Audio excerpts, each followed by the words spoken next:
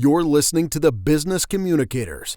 Guys, I don't know if you saw the Wall Street Journal story on Friday where Ben Mullen, who is a reporter, broke the news about sports media outlet The Athletic, which I'm a huge fan of, and Axios, who is a new startup that we've discussed many times on this podcast with their smart brevity. In fact, our first guest on the podcast on season 1, episode 1, was Sarah Fisher, who is the media reporter for Axios.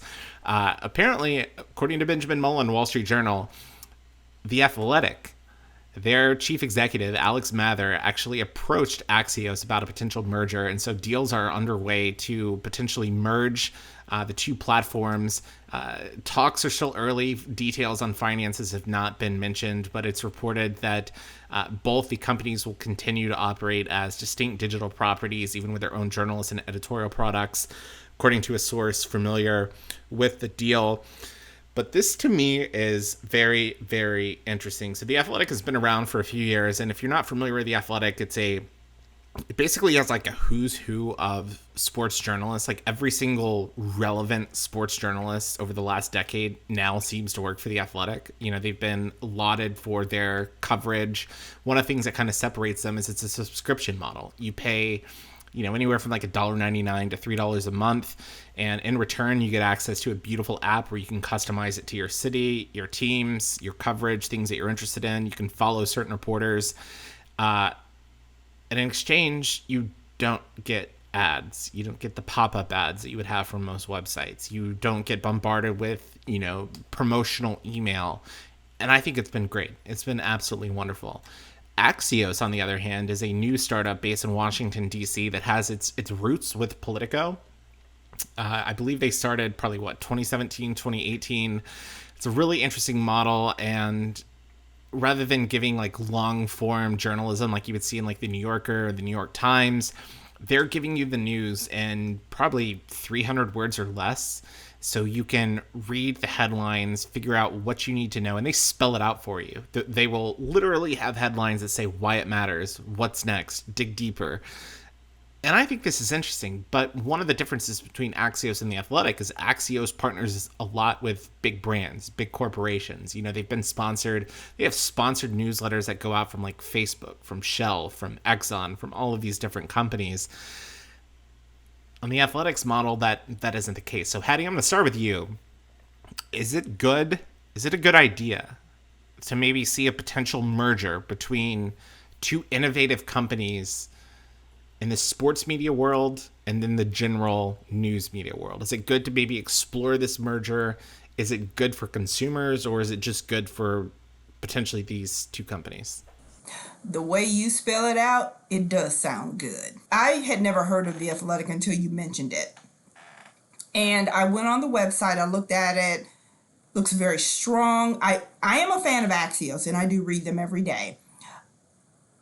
I looked on the Twitter feed when this story was announced, and the fans or the subscribers of The Athletic are actually threatening to stop their subscriptions. They don't like it. I haven't had enough information to really say, ooh, this is a good deal. It sounds good, but as you say, they're each on completely different spheres. Axios depends on brands. The other depends on subscriptions from, really, really diehard sports fans. And but they also kind of display their information similar. So right now, I don't know that it's going to be a good deal. But I do know that they're both innovative. They're both giving their fans what they want, or their readers what they want in terms of content and information. Yeah, and just more insights on The Athletic really quickly. The company, as of September, has over 1 million subscribers. They pay an average of $64 a year for a subscription. So The Athletic is getting about $60 million a year just on subscription cost. And they've got a lot of backing from like angel investors. And so they haven't really been hit hard as much during COVID-19 as other companies because they don't rely on like ad revenue. They did have some layoffs last year. I think 8% of their staff. was let go, but they are rapidly expanding. It was just a few cities originally that they were supporting, and then they decided to do national coverage. Now they're expanding to Europe. I think they cover Formula One, they cover the Premier League, the Champions League. So it is a really interesting model. But Thomas, what's your take on this? As long as they continue to report, I'm good. You see the mergers of lots of different media outlets around the world. I think Jeff Bezos owns a lot of them as well. And it doesn't really come out until it's there. The Athletic, I heard about it, but I never really did research until, Austin, you mentioned it recently. And while they don't have the traditional advertising model like Axios does, I'm not 100% convinced that they're not doing more of the subliminal advertising, taking in the sponsorship. Because just on their website page today, their first picture is Nike soccer ball, Nike shoes. You scroll down a little bit more, there was some Nike NFL jerseys. You scroll down a little bit more, there was the Nike spokesperson, and once you start to get further down into it, you start to see an Adidas logo. So this might be just me being tinfoil hat wearing, but there could be some advertising dollars that are coming in from the back of it. It's just not as in your face as the consumer, as here's the pop-up ad that you got to click through them all. Fair, but they also cover sports, and Nike right here is a big sponsor of the NFL, Major League Baseball, and the NBA. All of those teams are required to wear Nike. So you're going to see that primarily. And Adidas, I mean, if you look at the market share between like Adidas, Under Armour, and Nike, Nike's clearly ahead of the pack, especially with all their brand deals. So I don't know that the Athletic's getting a cut. I think that's just like a coincidence and a byproduct of the sports that they cover. But at the end of the day, as if you're producing something and Nike's paying a large percentage of it, and you have a picture to show one Nike, one Adidas. Like, let's say you're doing one on college sports. So there's a Baylor and a Tech, which Tech is Under Armour. Which picture are you going to show? And if it's a story about Baylor, then you're going to show the Baylor picture. If it's a story about Tech, you're going to show the Tech picture. But now if it's a story about the Big 12, let's show Baylor. Because it's the Nike thing. I don't know. I'm not really buying what you're selling here. I think it's a byproduct of Nike, which in 2020 alone spent $3.6 billion on global advertising.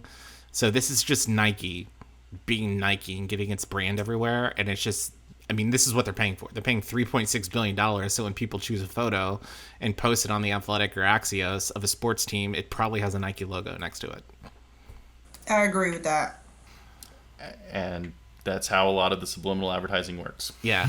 I think we just need to be clear that the Athletic is probably not a beneficiary of Nike. Nike's beneficiary of just its logo being everywhere.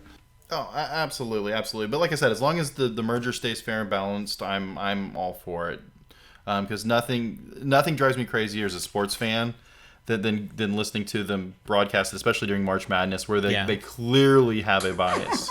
Yeah, and we can even talk about the NHL and the ref that got caught with the hot mic saying, I wanted to call a foul to make the fouls equal. And he got fired. Yes, but here's the deal. Here's what I'm encouraged about.